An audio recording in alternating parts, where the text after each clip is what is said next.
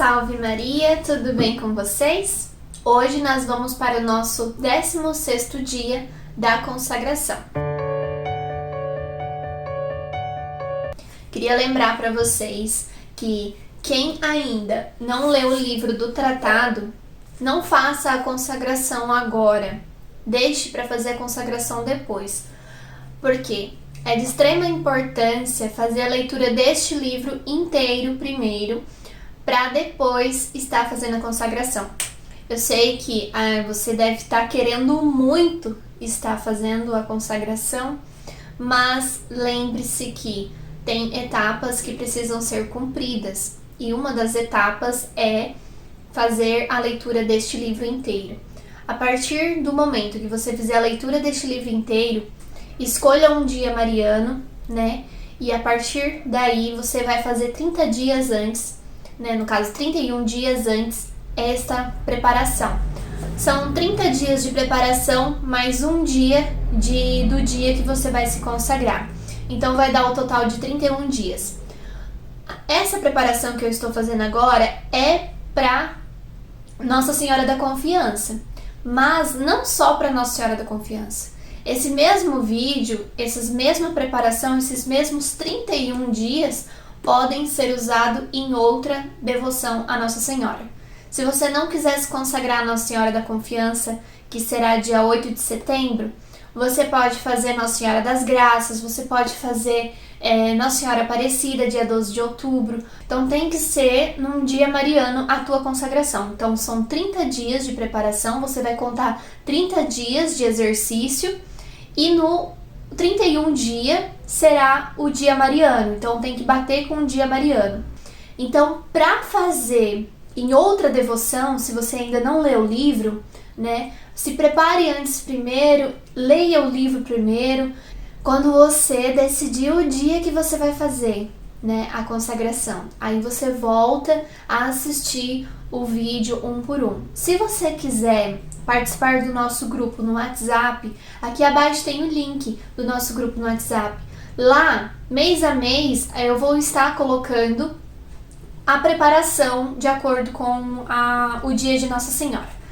Nós começamos agora esta preparação em Nossa Senhora da Confiança. Depois eu vou colocar para outro título de Nossa Senhora. Então vou compartilhar mais 30 dias para outro título de Nossa Senhora. E assim vou compartilhando mês a mês, no caso a cada 30 dias, mais ou menos 31 dias, eu vou compartilhando para informar, né, as próximas datas que vocês podem estar se consagrando. Não precisa ser exatamente nessa data que você está agora. Você pode deixar para o próximo mês, assim a data que você achar que convém a você. Só que você precisa lembrar que é preciso ser feito os 30 dias de preparação. São esses vídeos que eu estou fazendo. Cada dia tem uma oração. Então o ideal é ter esse livro aqui, e nesse livro aqui você vai fazer os exercícios de 30 dias até o 31 dia, que é o dia da sua consagração, tá? Também é importante vocês estarem pesquisando quem pode e quem não pode fazer a consagração.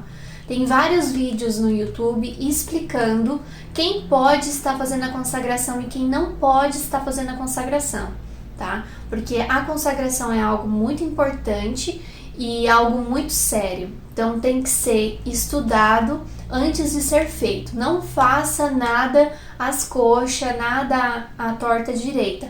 Pesquise antes para fazer, né? Vou ver se eu preparo um vídeo também explicando quem pode, quem não pode fazer, quem deve e quem não deve, né? Tem essa questão, mas assim, eu, Alexandra, acredito que todos podem, desde que renuncie, né? Renuncie aquilo que é errado na sua vida. Se você renunciar, você pode estar fazendo a consagração. Mas se você não renunciar, aí tem as questões, né? Mas tem vários padres que falam sobre quem pode e quem não pode fazer a consagração. Aí você pode estar procurando essa informação antes de concretizar a sua antes de fazer a sua consagração, pesquise, né, algum padre explicando quem pode e quem não pode fazer a consagração. Então vamos hoje iniciar o nosso 16º dia, lá na página 85 do livro, e a sugestão de leitura é o Santo Evangelho, João, capítulo 5, do versículo 2 ao 9. Vamos pegar a nossa Bíblia Ave Maria. Se você não tem a Bíblia Ave Maria, pode usar qualquer outra Bíblia, tá? Desde que seja católica. Eu uso a Bíblia Ave Maria porque é mais tranquilo, porque a maioria tem a Bíblia Ave Maria, tá? Mas para quem tem outra também não tem problema nenhum, desde que seja a Bíblia Católica, tá ótimo. Pode ser que a sua tradução esteja um pouco diferente da minha, mas é o mesmo sentido. Então vamos pegar lá. Há em Jerusalém, junto à Porta das Ovelhas, um tanque chamado, em hebraico, Betesda, que tem 5 pórticos. Nesses pórticos jazia um grande número de enfermos, de cegos, de coxos e de paralíticos, que esperavam o movimento da água. Pois de tempos em tempos um anjo do Senhor descia ao tanque e a água se punha em movimento. E o primeiro que entrasse no tanque, depois da agitação da água, ficava curado de qualquer doença que tivesse. Estava ali um homem enfermo, havia 38 anos. Vendo-o deitado e sabendo que já havia muito tempo que estava enfermo, perguntou-lhe Jesus: Queres ficar curado? O enfermo respondeu-lhe: Senhor, não tenho ninguém que me ponha no tanque quando a água é agitada. Enquanto vou, já outro desceu antes de mim. Ordenou-lhe Jesus: Levanta-te, toma o teu leito e anda. No mesmo instante, aquele homem ficou curado. Tomou o seu leito e foi andando. Ora, aquele dia, em sábado, e os judeus diziam aos homens curados: É sábado, não te é permitido carregar o teu leito. Respondeu-lhe Jesus: Aquele que me curou disse. Respondeu-lhes ele: Aquele que me curou disse: Toma o teu leito e anda. Perguntaram-lhes: Quem é o homem que te disse: Toma o teu leito e anda? O que havia sido curado, porém, não sabia quem era, porque Jesus se havia retirado da multidão que estava naquele lugar. Mais tarde, Jesus o achou no templo e disse-lhe: Eis que ficaste são, já não peques, para não te acontecer coisa pior. Aquele homem foi então contar aos judeus que fora Jesus quem o havia curado. Palavras da salvação, glória a vós, Senhor. Então a meditação de hoje será sobre o abismo do nosso nada. E lá na Imitação de Cristo, no livro 1, no capítulo 2, vai nos dizer o seguinte: Não esqueçamos nunca que somos nada e nada possuímos, impróprios senão o pecado, que a justiça quer que nos abaixemos entre todas as criaturas, e que no reino de Jesus Cristo os primeiros são os últimos, e os últimos são os primeiros. Continuando lá no livro, na página 85, vai nos dizer: Já reconhecemos deveras que os pecados nos trazem consequências terríveis. Somente tendo passado por esse exercício de meditação é que chegaremos ao conhecimento de nós mesmos, assumindo a nossa fragilidade, a nossa ignorância e, por fim, o nosso nada.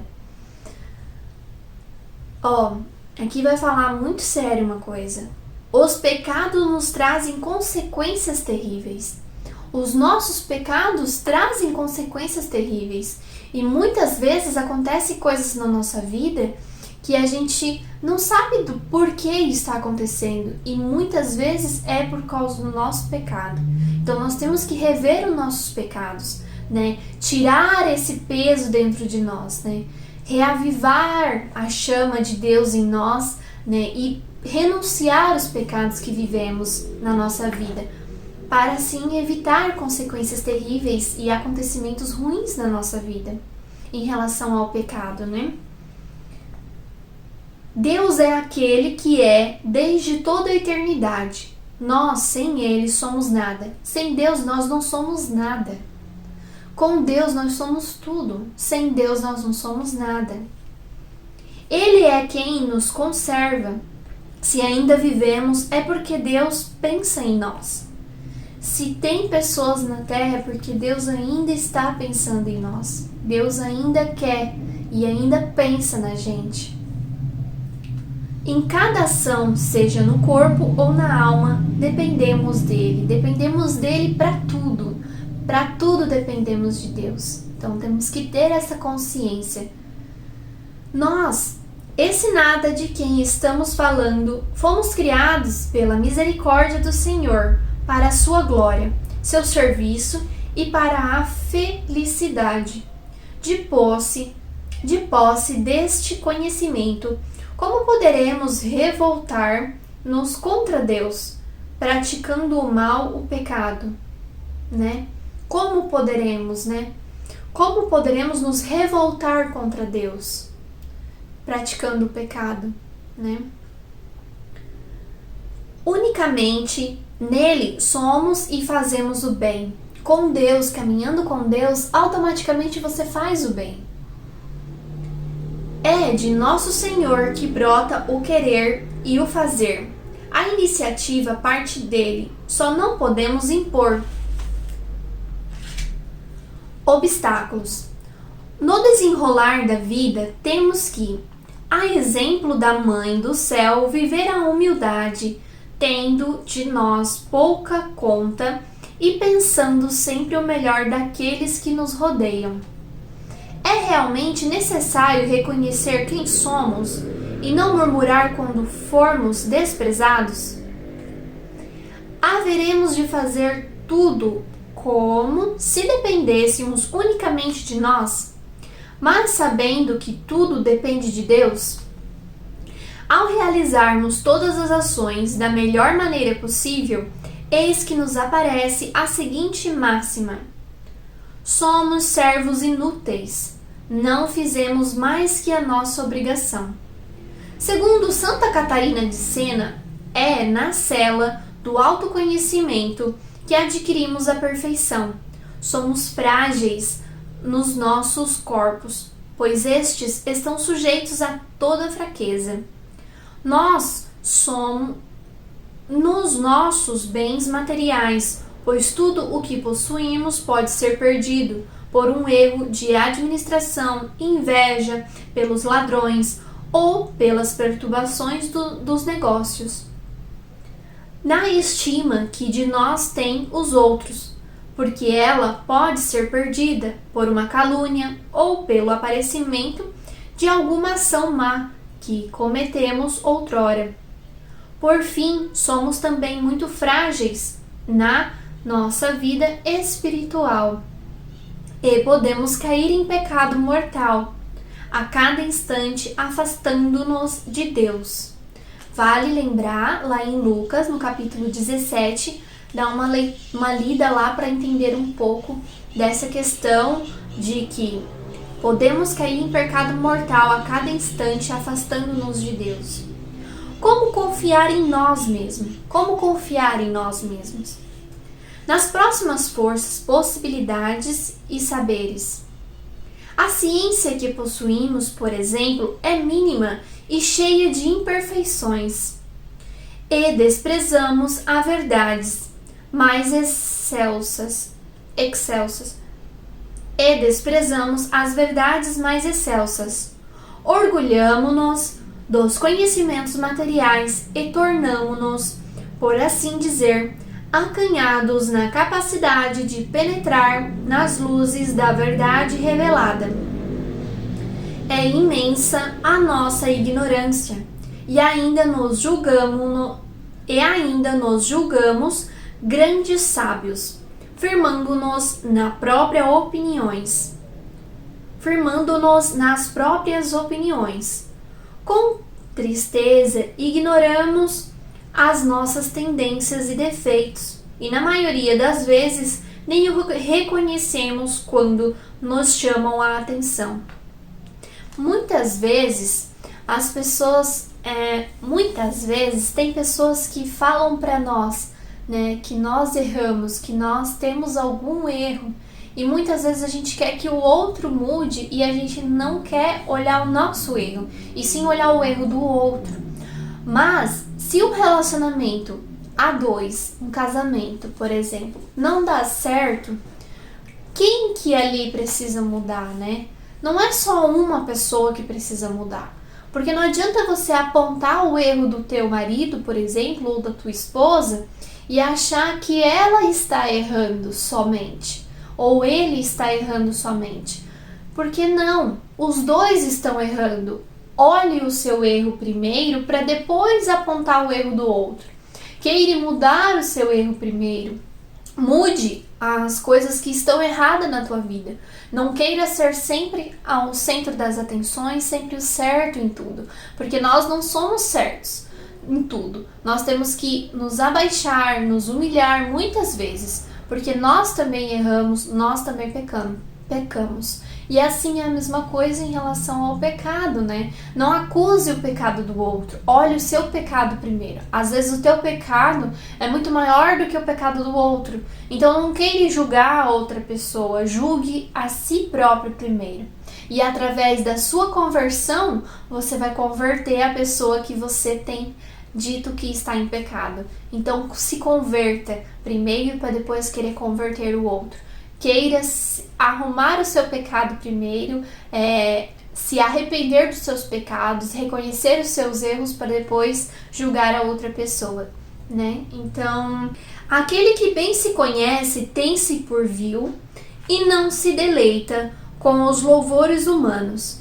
Se nos parece que sabemos muito e que entendemos muito bem as coisas, devemos ter por certo que é muito mais o que ignoramos. Assim nos diz a imitação de Cristo.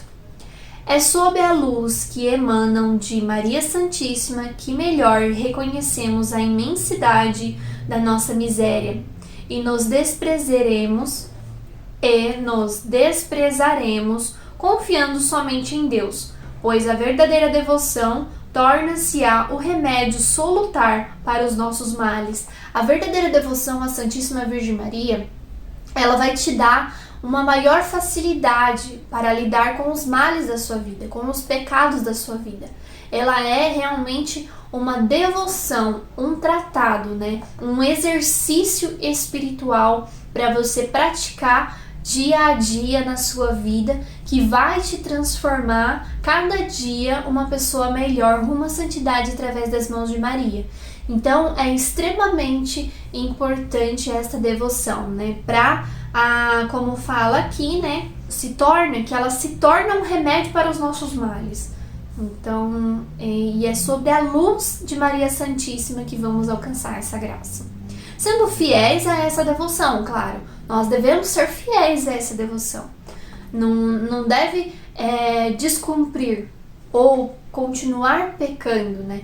Saber do seu erro e continuar errando, não querer se modificar, não querer deixar Jesus te moldar. E através das mãos de Maria, Deus vai te moldando. Você vai moldando e vai se tornando uma pessoa melhor. Sendo fiéis a essa devoção, ensinada por São Luís Maria Grignon de Montfort, teremos a luz do Espírito Santo, dadas a nós por Maria. Teremos a luz do Espírito Santo dadas a nós por Maria. Olha que bênção, né? Desse modo, seremos partícipes da sua profunda humildade. Isso nos levará a amar o desprezo a nós mesmos e a não desdenhar dos outros. Participaremos da fé de Maria, a maior de toda a terra, tendo-a de forma pura no nosso proceder. Seremos levados a buscar somente o amor, e assim realizaremos grandes coisas para Deus, de modo especial a salvação das almas. Se procurarmos viver dessa forma, teremos a verdadeira liberdade dos filhos de Deus. Obedecendo-lhe, procurando afastar de nós todo o escrúpulo, temor servil, dilatando o nosso coração para avançarmos no cumprimento dos mandamentos do Senhor. Assim ganharemos grande confiança em Deus e em Maria, porque seremos revestidos dos merecimentos e virtudes da Virgem Santa. Por fim, a nós será comunicada a alma da Santíssima Virgem, para glorificarmos o Senhor e o seu Espírito, e dessa forma podermos regozijar em Deus. Esse tempo tão esperado em que nos tornaremos